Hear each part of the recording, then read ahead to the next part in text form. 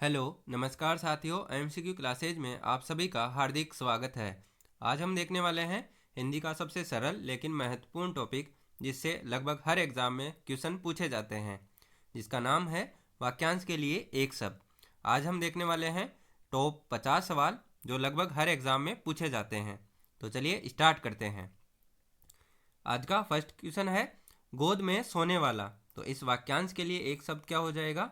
इसके लिए एक शब्द हो जाएगा अंक शाई। अगला देखते हैं अंडे से उत्पन्न होने वाला। तो अंडे से उत्पन्न होने वाले को क्या बोलते हैं? उसको बोलते हैं अंडज। अगला देखते हैं गुरु के समीप रहने वाला विद्यार्थी। तो इसका जो एक शब्द हो जाएगा वो हो जाएगा अंतेवासी। अगला वाक्यांश देखते हैं अपने आप या मन में उत्पन्न होने वाली प्रेरणा।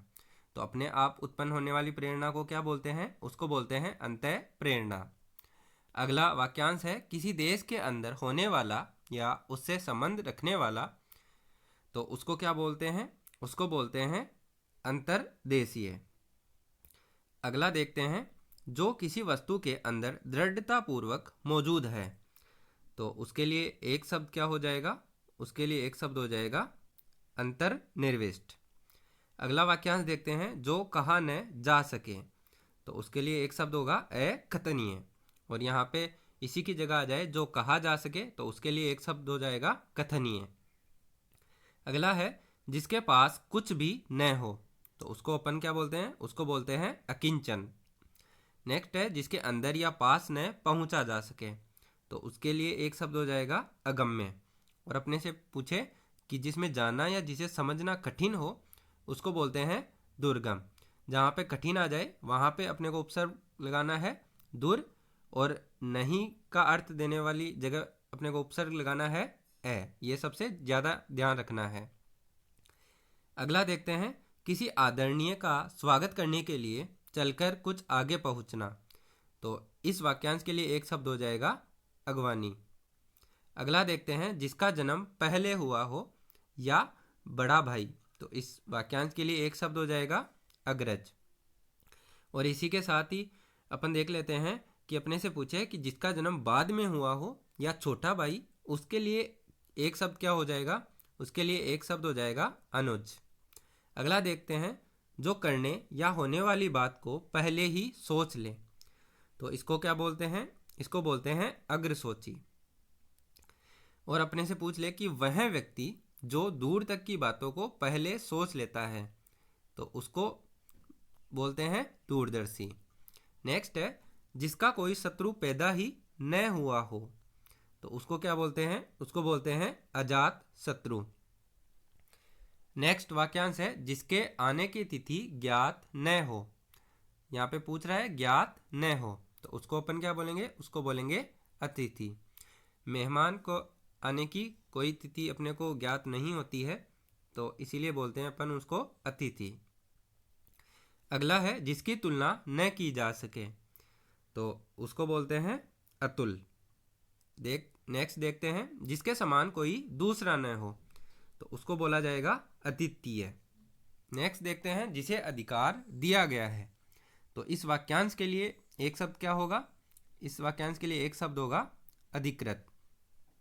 यानी किसी दूसरे की जगह किसी को अधिकार दिया गया है, तो उसे अपन ऐसे भी बोल सकते हैं कि इसके लिए इसको अधिकृत किया गया है। नेक्स्ट वाक्यांश है राज्य के प्रधान शासक द्वारा दिया गया या निकाला गया आधिकारिक आदेश। तो इस आधिकारिक आदेश को क्या बोला जाता है? इसको बोला जाता है अध्यादेश। नेक्स्ट है जिसका कहीं कोई अंत न होता हो। तो इसको बोलते हैं अनंत, यानी इन्फिनिटी। नेक्स्ट है जिसे बुलाया न गया हो। ये इसको तो आप इम्पोर्टेंट ही लगा लीजिए। इसको क्या बोला जाता है? इसको बोला जाता है अनाहूत। नेक्स्ट वाक्यांश देखते हैं जिसका अनुभव किया गया हो। तो जिसका अनुभव किया गया हो उसको क्या बोलेंगे? अनुभूत, यानी एक्सपीरियंस्ड। नेक्स्ट है जिसके फलस्वरूप अपमान होता हो। तो उसको बोलेंगे अपमानजनक। नेक्स्ट है जिसकी आशा न की जा सकती हो। तो जिसकी आशा न की जा सकती हो, इस वाक्यांश के लिए एक शब्द क्या होगा? इसके लिए एक शब्द होगा अप्रत्याशित। आपको अभी मैंने बताया है कि नहीं का अर्थ देते समय ज़्यादातर ए उपसर्ग का यूज होता है। तो यहाँ पे भी आप देख सकते हैं प्रत्याशित के आगे ए लगाने से ये नहीं का अर्थ दे रहा है। नेक्स्ट है जिसे पराजित न किया जा सके। तो इसके लिए जो एक शब्द होगा वो हो जाएगा अपराजेय। और जिस पर विजय पाना कठिन हो उसके लिए शब्द हो जाएगा दुर्जय। अभी मैंने बताया था पिछले वाले क्वेश्चन में भी कि नहीं का अर्थ देते समय उपसर्ग आएगा ए, और कठिन हो उस समय उपसर्ग आएगा दुर। ये एक ट्रिक मान लो या कुछ भी आप याद रखने के लिए सीख लें कि जहाँ पे भी ए आ रहा है तो इसका मतलब आ जाएगा नहीं, और जहाँ कठिन का भाव हो वहाँ पे उपसर्ग आएगा दुर। अगला है जो बांटा न जा सके। तो इसके लिए एक शब्द होगा अभाज्य। अगला वाक्यांश देखते हैं जो सोच करने योग्य न हो। तो इसके लिए एक शब्द हो जाएगा असोच्य। नेक्स्ट है एक एक अक्षर तक। तो इसके लिए एक शब्द हो जाएगा अक्षर से।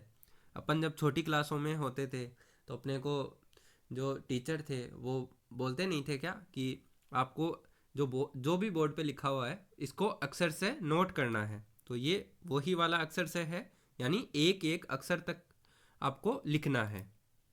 नेक्स्ट है जिसका चित्त स्थिर हो। तो जिसका चित्त स्थिर हो उसको क्या बोला जाता है? उसको बोला जाता है एकाग्रचित्त। अगला है जिसका करना या न करना अपनी इच्छा पर निर्भर हो। तो उसके लिए एक शब्द हो जाएगा ऐच्छिक। अगला वाक्यांश देखते हैं किसी की कृपा से परम संतुष्ट। तो इसके लिए एक शब्द क्या हो जाएगा? इसके लिए एक शब्द हो जाएगा कर्तार्थ। अगला वाक्यांश है किसी वस्तु या बात के विषय में जानने की प्रबल इच्छा। तो इसके लिए एक शब्द हो जाएगा कौतूहल। अगला वाक्यांश देखते हैं शीघ्र ही नष्ट होकर टूट फूट जाने वाला। तो इसके लिए एक शब्द होता है क्षण भंगुर, यानी शीघ्र ही नष्ट होकर टूट फूट जाने वाला। इस इतने बड़े वाक्यांश की जगह अपन क्षण भंगुर भी लिख देंगे तो अगला समझ जाएगा। नेक्स्ट है घर बसाकर रहने वाला। तो उसका जो सही शब्द हो जाएगा वो हो जाएगा गृहस्थ। अगला वाक्यांश है जिसके सिर पर चंद्रमा है। तो जिसके सिर पर चंद्रमा है उसको बोला जाता है चंद्रशेखर। और अपने से पूछे जिसके बालों पर चंद्रमा है तो उस टाइम पे अपना जो आंसर हो जाएगा वो हो जाएगा चंद्रचूड़। अब देखो यहाँ पे डिफरेंस देख लेना, जिसके सिर पर आए तो वहाँ पे हो जाएगा चंद्रशेखर, और जिसके बालों पर चंद्रमा है उस समय अपने को आंसर देना है चंद्रचूड़। अगला वाक्यांश देखते हैं जो दूसरों के दोष ढूंढा करता हो। तो ऐसे आदमी को बोला जाता है छिद्रान्वेषी। नेक्स्ट जो वाक्यांश है कुछ जानने या ज्ञान प्राप्त करने की इच्छा। तो इसको बोला जाता है जिज्ञासा। नेक्स्ट वाक्यांश देखते हैं जिसने इंद्रियों पर विजय पा ली हो। तो इंद्रियों पर विजय पाने वाले को क्या बोला जाता है? उसको बोला जाता है जितेंद्रिय। नेक्स्ट है जो तर्क के द्वारा सही माना गया हो। तो इसको क्या बोलेंगे? तो इसको बोलेंगे तर्क सम्मत। कहीं आप तार्किक करके आ जाओ, तार्किक गलत हो जाएगा। यहाँ पे जो सबसे सही शब्द है वो है तर्क सम्मत। नेक्स्ट देखते हैं कोई काम या पद छोड़ देने के लिए लिखा गया पत्र। तो इसको बोला जाता है त्याग पत्र या इस्तीफा या रेजिग्नेशन लेटर। नेक्स्ट देखते हैं पति पत्नी का जोड़ा। तो इसके लिए एक शब्द हो जाएगा दंपति, यानी पति पत्नी का जोड़ा लिखने के बजाय अपन दंपति भी लिख दें तो गलत नहीं होगा। अगला वाक्यांश है जो व्यक्ति अपने ऋणों को चुकता करने में असमर्थ हो गया हो। तो ऐसे व्यक्ति को क्या बोला जाता है? ऐसे व्यक्ति को बोला जाता है दिवालिया। अगला वाक्यांश है तीव्र गति से जाने वाला। तो तीव्र गति से जाने वाले को क्या बोला जाता है? उसको बोला जाता है द्रुतगामी। द्रुत का मतलब तेजी से और गामी यानी जाने वाला। अगला देखते हैं धनुष धारण करने वाला। तो धनुष धारण करने वाले को बोला जाता है धनुर्धर, याद रखना है। नेक्स्ट वाक्यांश है आकाश में विचरण करने वाला। तो आकाश में विचरण करने वाले को बोलते हैं अपन नभचर। नभ यानी आकाश और चर यानी विचरण करने वाला। नेक्स्ट है वह स्त्री जिसका विवाह हाल ही में हुआ हो। तो इसके लिए एक शब्द क्या हो जाएगा, इसके लिए एक शब्द हो जाएगा नवोडा।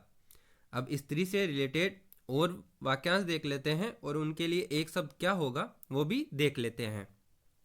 तो सबसे पहले देखते हैं स्त्री को अपन एक मतलब स्त्री का पर्यायवाची या एक शब्द क्या होगा, तो उसको अपन ऊढ़ा भी बोल सकते हैं। अब अपने से पूछे कि अविवाहिता महिला होती है उसको क्या बोला जाएगा, तो उसको बोलते हैं अनूढ़ा।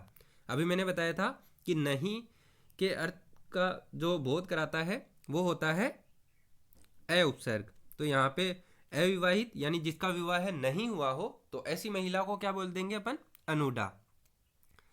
नेक्स्ट है दूसरे की विवाहित स्त्री, तो ये हो जाएगा अन्यूढ़ा। अन्य प्लस ऊढ़ा यानी अन्यूढ़ा। अगला देखते हैं वह स्त्री जिसका पति दूसरा विवाह कर ले, तो इसको बोलेंगे अध्यूढ़ा। यानी ऐसी स्त्री जिसका पति सेकंड टाइम में भी मैरिज कर ले तो उसको बोलेंगे अध्यूढ़ा। नेक्स्ट है जिसकी स्त्री के पुत्र और पति न हो, तो इसको बोलेंगे अपन अवीरा। ये जो सारे इंपॉर्टेंट हैं उनको एक जगह लिख लें या बार बार याद कर लें, क्योंकि ये कंफ्यूजिंग वाले वन वर्ड हैं, इनको याद करके ही चलना है। नेक्स्ट है जो धर्म और ईश्वर में विश्वास न रखता हो, तो उसके लिए हो जाएगा नास्तिक। और जो धर्म और ईश्वर में विश्वास रखता हो उसको बोलेंगे अपन आस्तिक। ये भी साथ के साथ में याद रखना है। नेक्स्ट वाक्यांश है जिस पर किसी प्रकार का कोई नियंत्रण या अंकुश न हो, तो इसको बोलेंगे निरंकुश। अगला वाक्यांश देखते हैं वह जिसका कोई आकार ही न हो, तो इसको बोलेंगे निराकार। नेक्स्ट वाक्यांश है एक देश से दूसरे देश में माल भेजना, तो इसको अपन बोलते हैं निर्यात। और एक देश से दूसरे देश में माल मंगवाना मतलब दूसरे देश से अपन माल मंगवा ले तो उसको क्या बोलेंगे, उस समय उसको बोलेंगे आयात। नेक्स्ट जो वाक्यांश है वो है रात्रि में विचरण करने वाला, तो रात्रि में विचरण करने वाले को बोलते हैं निशाचर। निशा का अर्थ हो गया रात्रि और चर यानी विचरण करने वाला।